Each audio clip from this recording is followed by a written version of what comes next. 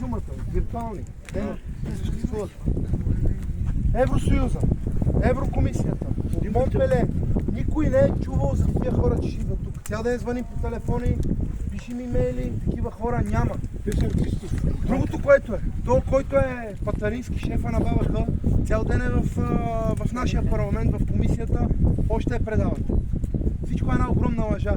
Преди малко ми се обади човек от Карнобат. 1800 животни. Ако ви покажа видеото, се разревете. Значи страшно е. Някаква болест има реална болест. Умършавели, не знам как се казваше болестта, умършавели животните, много тежко състояние, мрът, камари с трупове. Не е нарочно. От 2 месеца се борят с нея, не могат да разберат, тази болест няма лекуване и в същото време, понеже няма пари от Европа да дойдат и от БАБХ им казват, оправите се, продайте си ги на пазара тези животни. Страшно е. В Карнобат има 1800 животни в Карнобат. В Добрич има 10 такива по 50-60 животни. Много тежко състояние, реална болест. И сега БАБХ идват тук, търсят чума, където не съществува, а реално има болест, където е много заразна. По хората тръгва инфекции по ръцете. Не е краста, няма лекуване. Реална болест е, сами се обади човека, умолява се. Некой да му обърне внимание, да дойдат да вземат мерки, да обезопасят региона, да не тръгне насекъде и се оказа, че от тия бокуци от БАБХ тук идват търсят болест, защото има европари, а там няма европари, казват продайте месото в магазините. Нали са болни, как ще ги продават? Не ги интересува. Не ги интересува. Интересуват ги парите. Целият народ ще измре на... Човека затова, обажда ми се, вика, Данчо, моля ти се, тръгнали от тук, ще зарази цяла България, всички стада отиват. Реална болест. Не може това да иде целта. Това е целта. Има го с ето, имам го видеото. Качихме го в... Сега съм си го споделил през моя профил на Фейсбук. Да. Това е с моя номер, ако искаш Говори ти си. Те са болни, Не, тук има реална зараза. Да им е да платят държавата. освобождава територия. Ето го видеото, който разбира от животни, да види какво стане. Ето това наистина, да. Камари с трупове. Камари с трупове. И те стоят. Животните се И свелят, аз това го видях. И този човек се моли за помощ. Ето този човек се моли за помощ, някой да му обърне внимание и от БАБХ не иска да чуя да е за него. А защо не отиват там БАБХ и идва тук? От 2 месеца им се моли. От 2 месеца им се моли да гледате за какво става просто трупове. Нещо страшно. И тия бокуци идват тук, защото тук ще има европари, ще освояват, а тук няма за освояване. Ето. Нали си служител? Добре, Министерството какво прави при този случай? Ето, това питаме. Тук няма никой да ходи да предприема мерки на болните животни, а на здравите животни. Също става 1700 животни. Карнобат. Има в Добрич 10 малки огнища на тази същата болест. 10 малки огнища.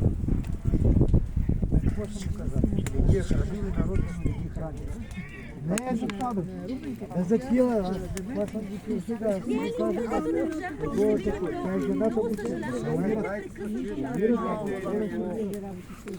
Значи, няма от Монпеле, имаме информация от 2018-та, не са пристигали проби от България.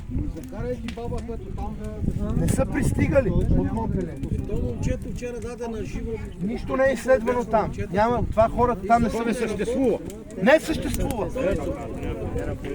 Всичко става тук, БАБХ.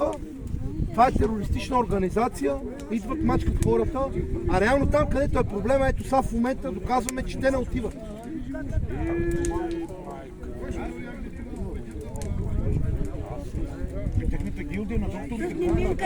Значи целта е тук да се пребере тези пари от тук, тогава вече... Има ли евросредства? Има болест. Там, където за тази болест, понеже е нова, няма евросредства за нея, там не ги интересува.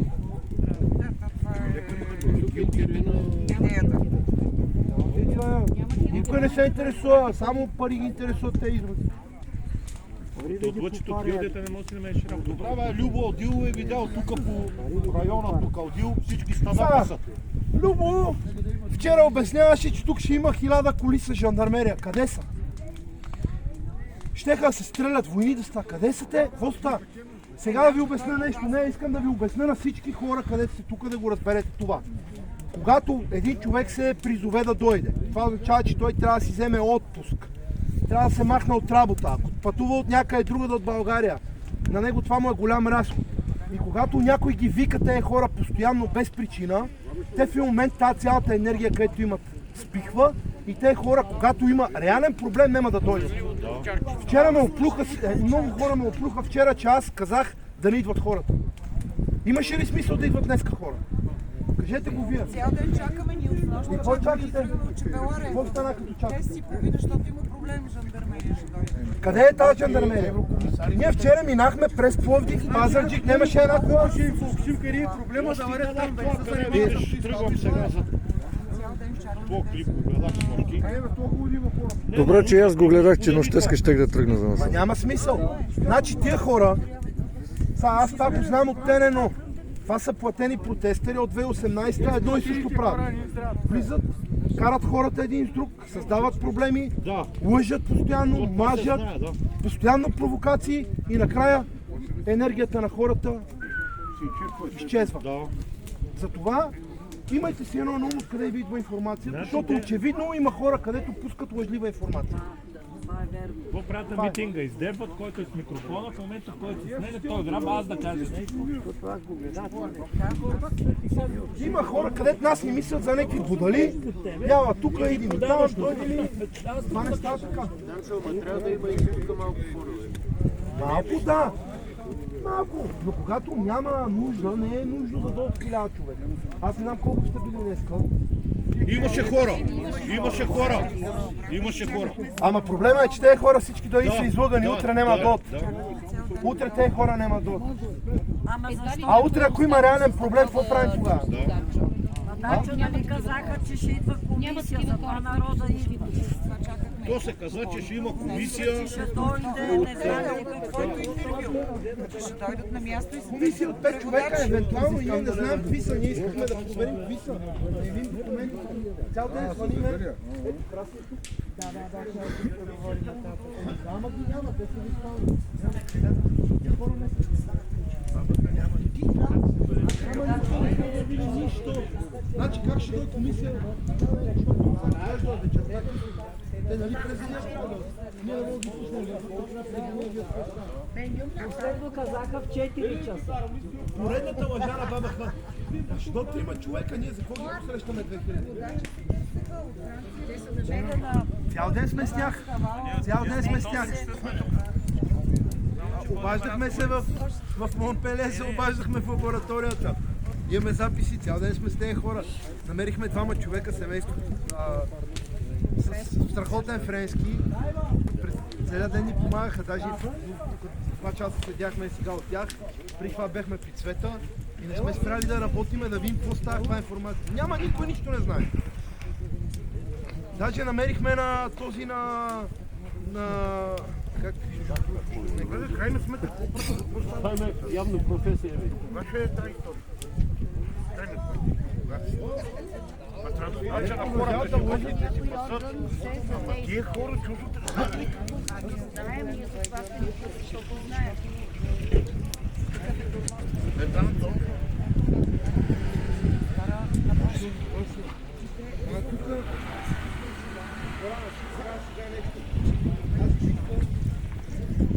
Нали, включително винаги трябва да си има хора. Тази битка е юридическа. Ние трябва да ги победим в момента. Защото без юридическата битка няма да стане нищо. Просто нищо няма да се промени. Некой крещи от тук, примерно, има една огромна група хора, които не спират да пишат постоянно, да притискат, да звънат по телефоните. Още е комисията в парламента. Не, тя ще почна преди малко, защото заседанието не е почнало. Това е парламентарната. Парламентарната. Ами как и да я гледаме? Пускайте някъде по-високо.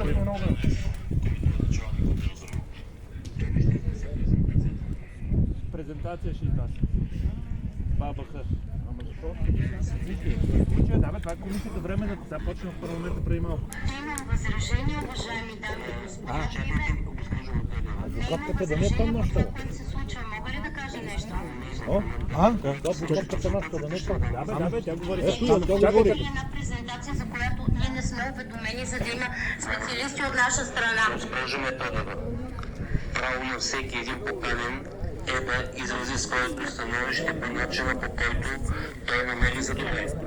Така че, моля ви, спазвайте правилата, които сме налагали в тази комисия.